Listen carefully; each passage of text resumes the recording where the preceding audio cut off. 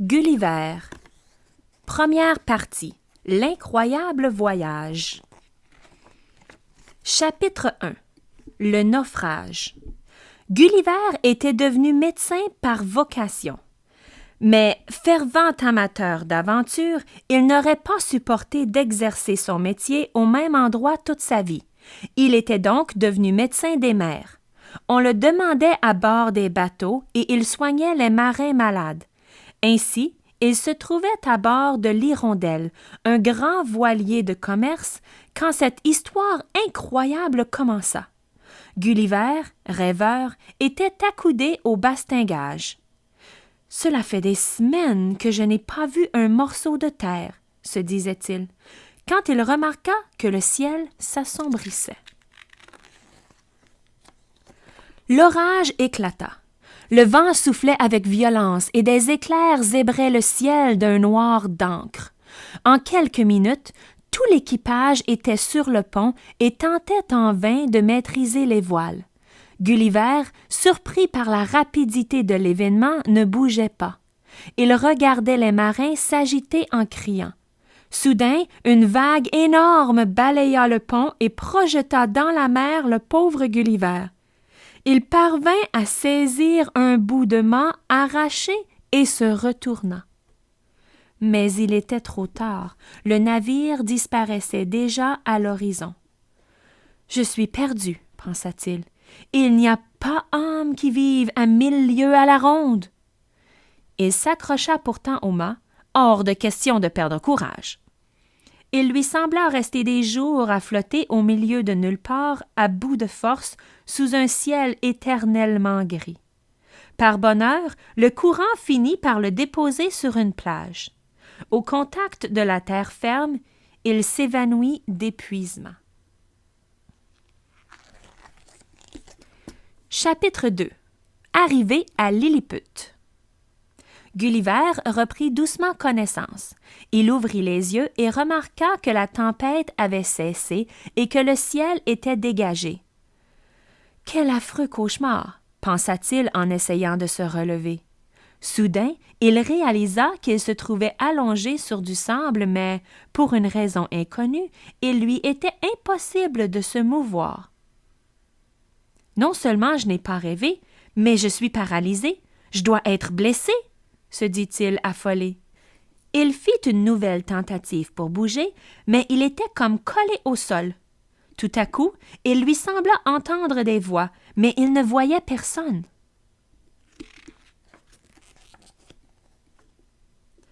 Gulliver s'inquiéta. « Voilà que je suis en train de devenir fou maintenant, c'est de mal en pis. » Il referma les yeux et décida de rester immobile pour reprendre suffisamment de force.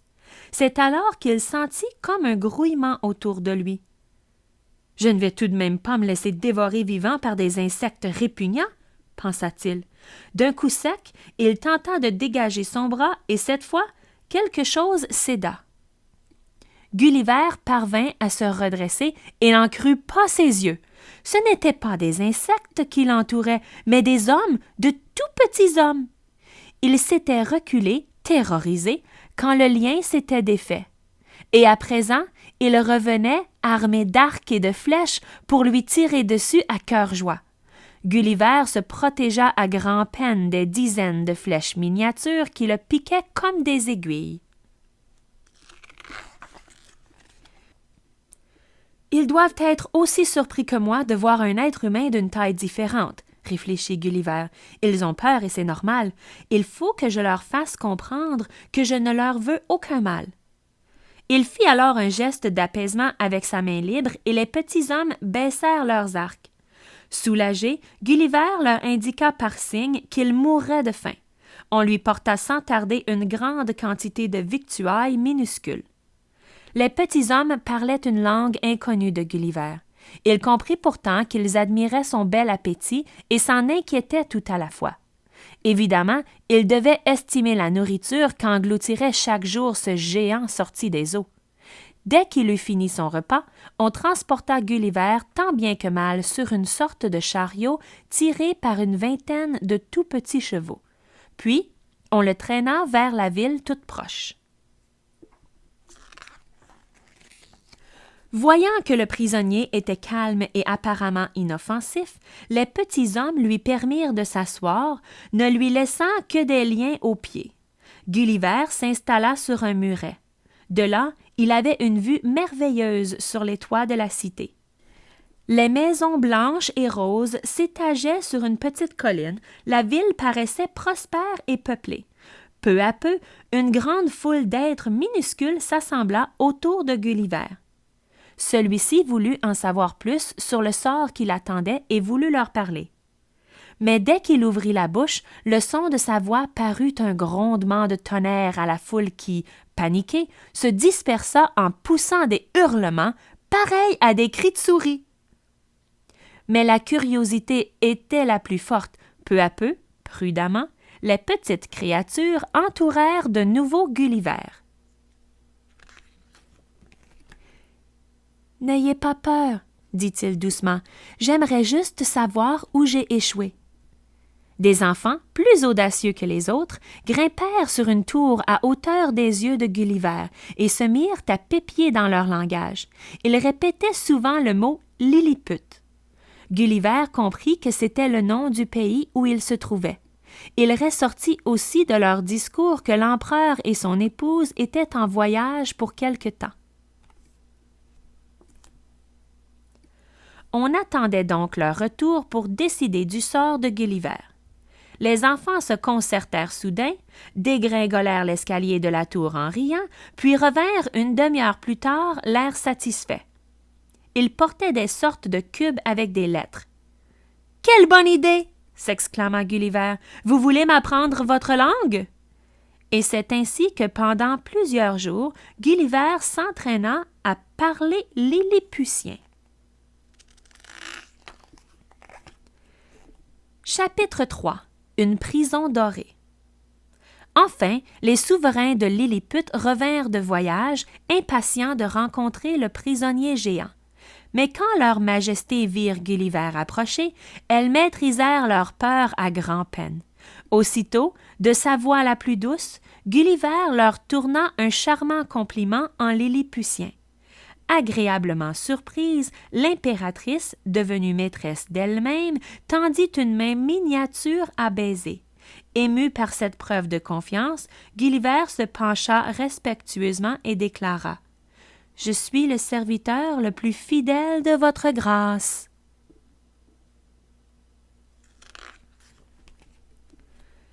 Rassuré par tant de courtoisie, l'empereur décida de laisser à Gulliver un peu plus de liberté de mouvement. Il n'était pas encore autorisé à quitter la ville, mais pouvait s'y promener à son gré. Comme les savants lilliputiens souhaitaient étudier ses objets personnels, on lui fit vider ses poches. Il dut donner à regret son peigne en écaille, son couteau à manche de bois et la vieille montre de son père à laquelle il tenait particulièrement. Gulliver retrouva également 6 pièces d'or. Il voulait prouver sa reconnaissance à ceux qui lui avaient enseigné la langue lilliputienne et permis d'obtenir la faveur de leur majesté. Il insista donc pour leur remettre les pièces. Les jeunes lilliputiens remercièrent chaleureusement leur bienfaiteur pour son cadeau généreux. Compte tenu de leur taille, ils venaient en effet de recevoir une vraie fortune. Le climat était assez doux et Gulliver pouvait dormir à la Belle Étoile dans un endroit spécialement aménagé pour lui. Cependant, comme les nuits étaient fraîches, il demanda une couverture. Il n'existait aucun tissu assez grand pour remplir cet office. Aussi, les couturières de la ville se réunirent-elles toute une journée et assemblèrent des centaines de pièces d'étoffe pour atteindre la dimension requise. À présent, les petits hommes ne craignaient plus le géant débonnaire. Ils s'étaient habitués à sa présence et s'amusaient simplement de le voir passer devant eux, enjambant arbres et maisons et toujours prêt à bavarder ou à échanger une plaisanterie. Gulliver arpentait de long en large les rues de la ville. Il ne se lassait pas d'admirer les bâtiments, les jardins, les œuvres des artisans et des artistes lilliputiens. L'impératrice appréciait sa conversation et Gulliver fut bientôt de toutes les fêtes. Il se prêtait même de bonne grâce aux caprices de l'empereur. Celui-ci avait organisé une grande parade sur le fleuve qui traversait la ville et voulut à tout prix que Gulliver fasse office d'arc de triomphe sous lequel la barque royale passait et repassait.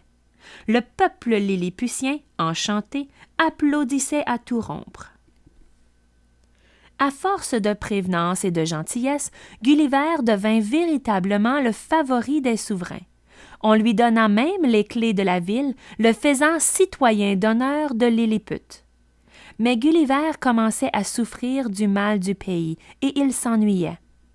Un jour, il demanda à l'empereur « Votre Majesté me laissera-t-elle repartir un jour chez moi? » L'empereur répondit doucement « Mon cher, vous êtes ici pour toujours. »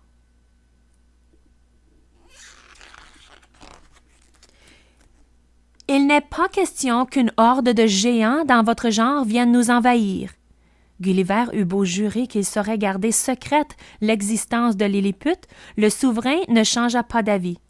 « Nous savons que vous êtes notre ami, mais nous ne voulons courir aucun risque. » Désireux d'occuper l'esprit de Gulliver à autre chose, il lui fit porter de précieux manuscrits lilliputiens et toutes sortes de livres d'histoire. Bien que terriblement déçu, Gulliver apprécia pourtant l'attention. Il se passionna pour la civilisation lilliputienne.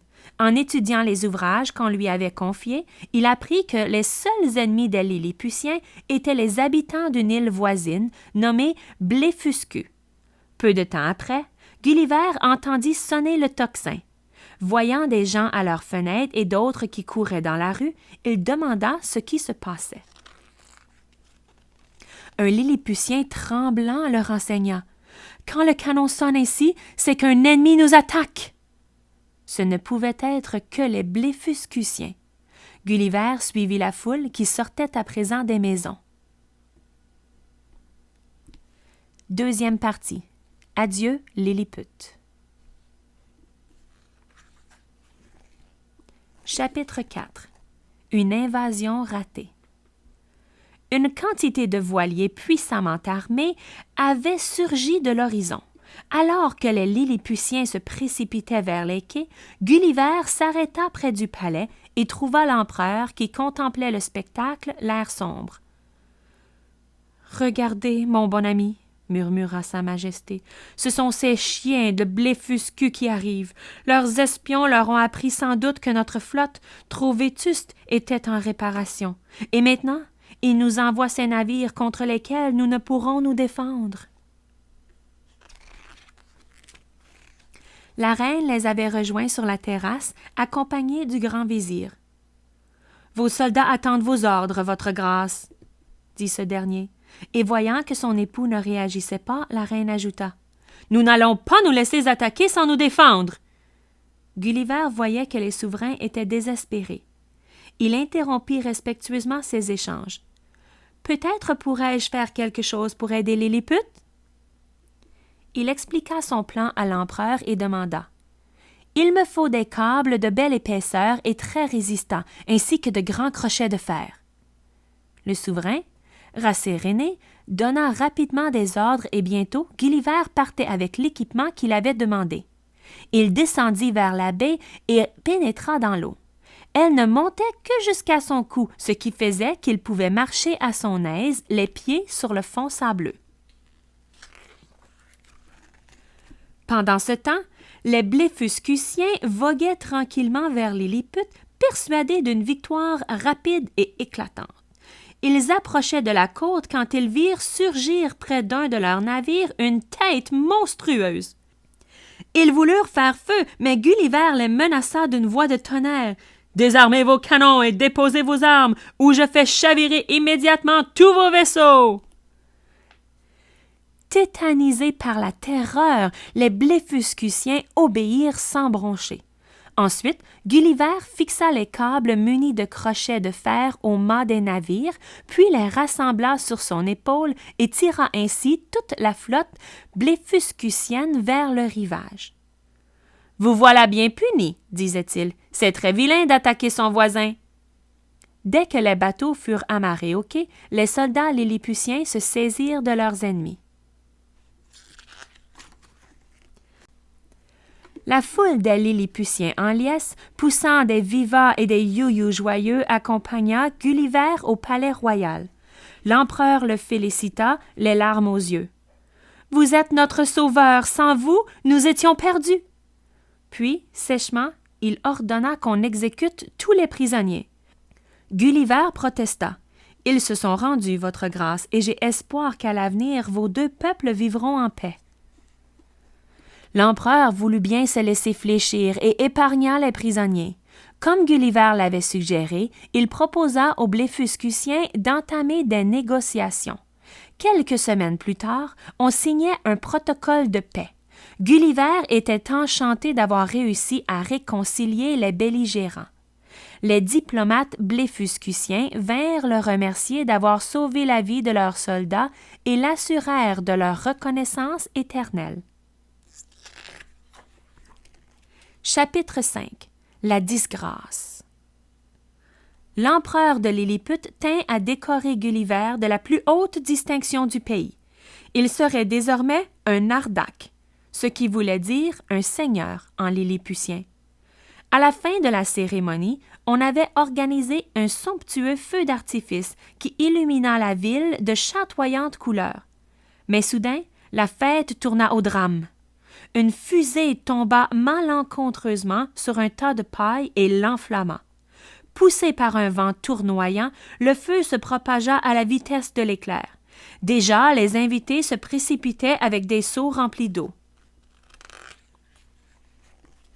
Et bientôt, tous les Lilliputiens en firent autant, car l'incendie gagnait les premières maisons de la ville.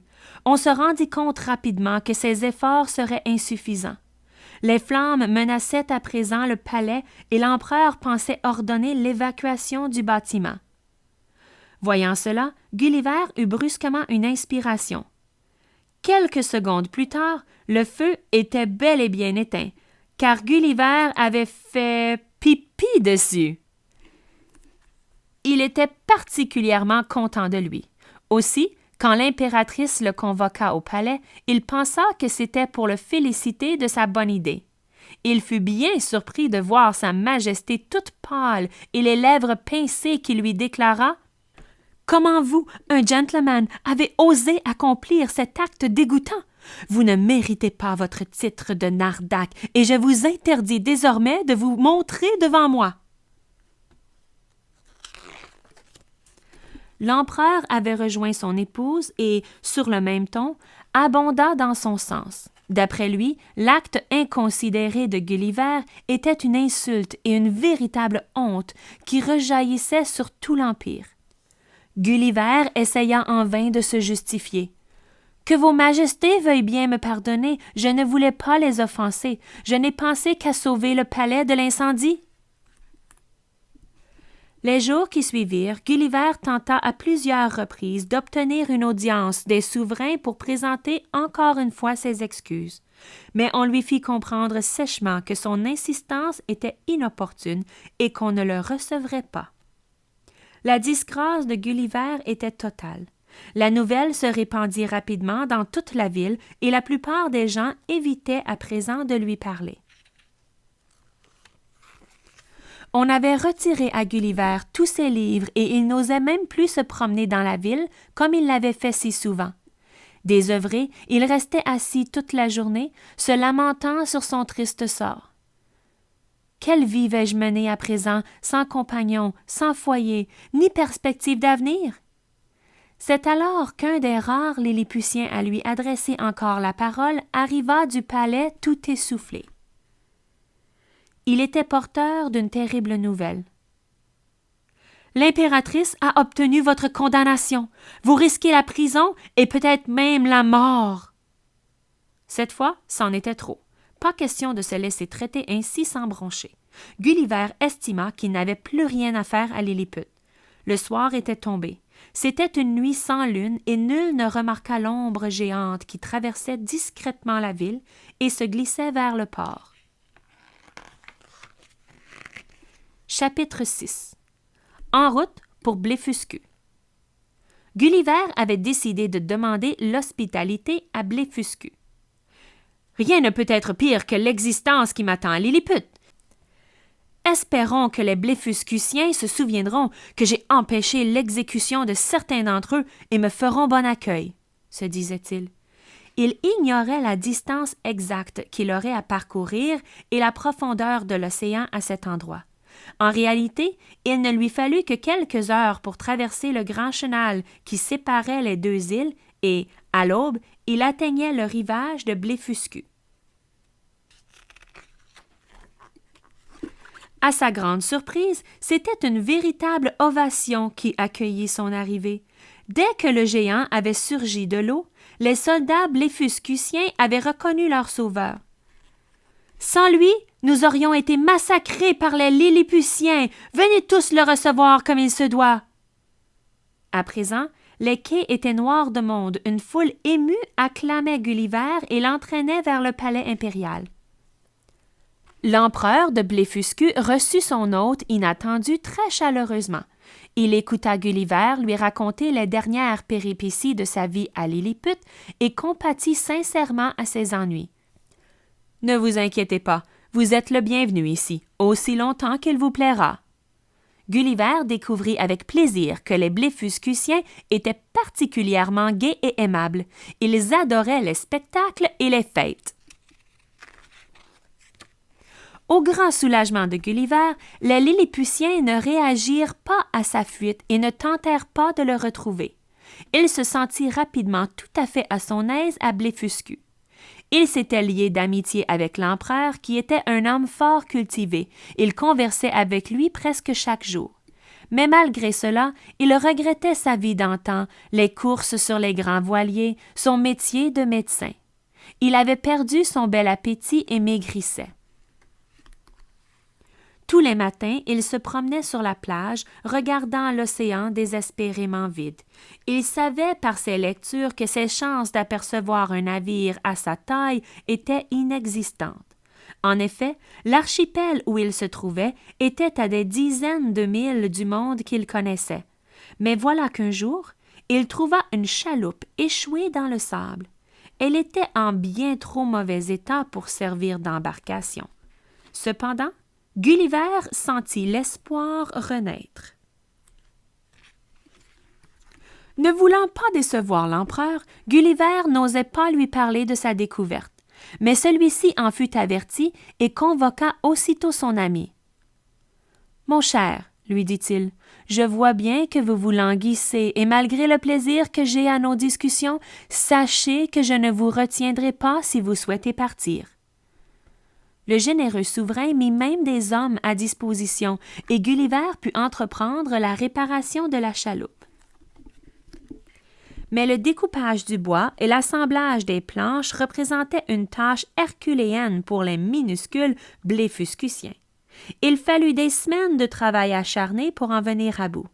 Enfin, les derniers rivets furent posés, on enduisit l'embarcation de pois pour qu'elle soit bien étanche et Gulliver put la mettre à l'eau pour l'essayer. La chaloupe flottait parfaitement, Gulliver était fou de joie, son rêve s'accomplissait.